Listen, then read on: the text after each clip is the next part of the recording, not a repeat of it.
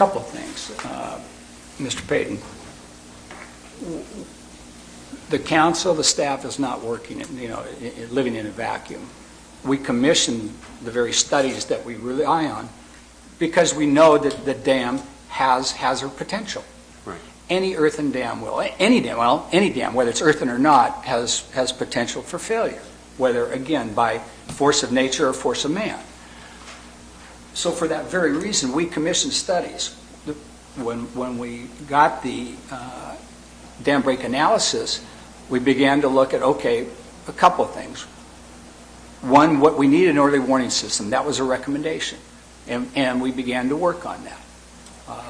Unfortunately, the costs are rather severe, and the funding, unfortunately, the federal government, which was funding these types of projects because of our situation in Iraq and other places, monies that were going to those kind of projects are going to other uses.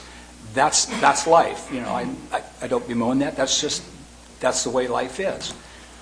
So we're not ignoring this. We have contracted for an early warning system. We are looking at alternatives such as lowering the water level. We are very open to discourse over this, but what we're not willing to do is engage in meetings that we're not a part of.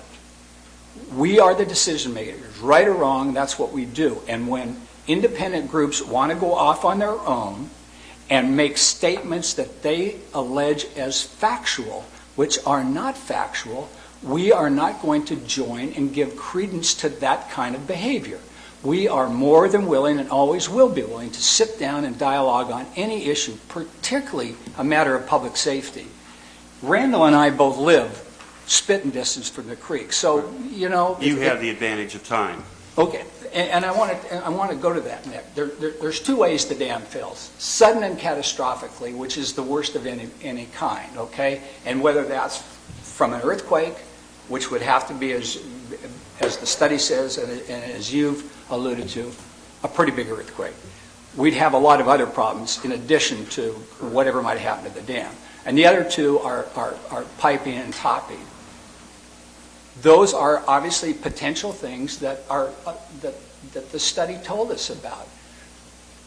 One of the things in there that was noteworthy, it talked about the impact of a 100-year flood.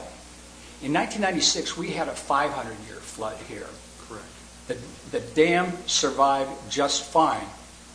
One, because it is a strong dam, which is what the state continues to tell us every year. Two, piping and overtopping can occur, particularly if you're not paying attention to what's going on. So anytime we have a high water flow event, we have people at the dam constantly.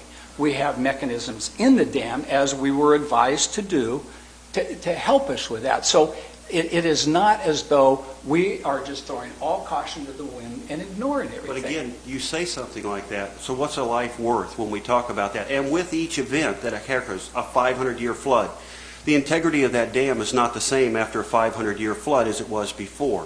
Things weaken with age. We all know that.